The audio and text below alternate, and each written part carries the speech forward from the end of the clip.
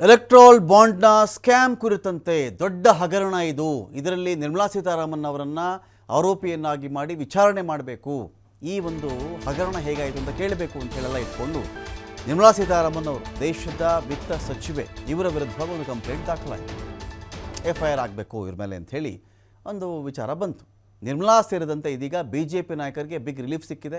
ಎಲ್ಲಿ ಅಂತ ಹೇಳಿದ್ರೆ ನೋಡಿ, ಚುನಾವಣಾ ಬಾಂಡ್ ಕುರಿತು ದಾಖಲಾಗಿರುವ FIRಗೆ ತಡೆ ಕೊಡಬೇಕು ಅಂತ ಕೇಳ್ಕೊಂಡಿದ್ರು. ಅಕ್ಟೋಬರ್ 22ರವರೆಗೂ ಕೂಡ ಇದಕ್ಕೆ ತಡೆಯಾಜ್ಞೆ ಇದೆ ಅಂಥೇಳಿ ಕೋರ್ಟ್ ಇವತ್ತು ಹೇಳಿದೆ.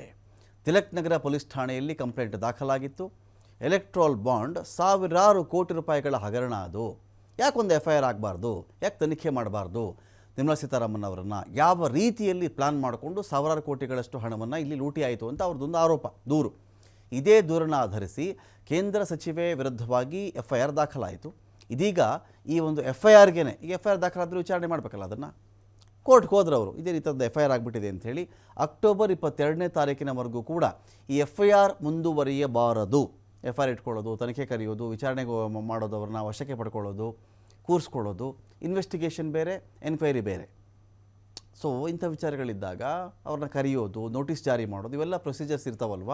ಅದೆಲ್ಲದಕ್ಕೂ ಸೇರಿಸ್ಕೊಂಡು ಅಕ್ಟೋಬರ್ 22ರವರೆಗೂ ಕೂಡ, ಅಂದರೆ ಹೆಚ್ಚು ಕಡಿಮೆ ಅವ್ರಿಗೊಂದು 22 ದಿನಗಳ ಕಾಲದ ಒಂದು ಮುಕ್ತಿ. ಇದರಿಂದ 22 ದಿನ ನಮ್ಮನ್ನು ಯಾರೇನು ಮಾಡೋಕ್ಕಾಗಲ್ಲ, ಯಾರೂ ಮಾತಾಡ್ಸೋಕ್ಕಾಗಲ್ಲ ಅಂಥೇಳಿ ಇದು ನೇರವಾಗಿ ಕೇಂದ್ರದ ವಿತ್ತ ಸಚಿವೆ ಮೇಲೇ ದಾಖಲಾಗಿರ್ತಕ್ಕಂಥ FIR. ಅದಕ್ಕೆ ಇನ್ನು 22 ದಿನಗಳ ಕಾಲ, ಅಂದರೆ ಅಕ್ಟೋಬರ್ 22ನೇ ತಾರೀಕಿನವರೆಗೂ ಕೂಡ ತಡೆಯಾಜ್ಞೆ ಇರುತ್ತೆ.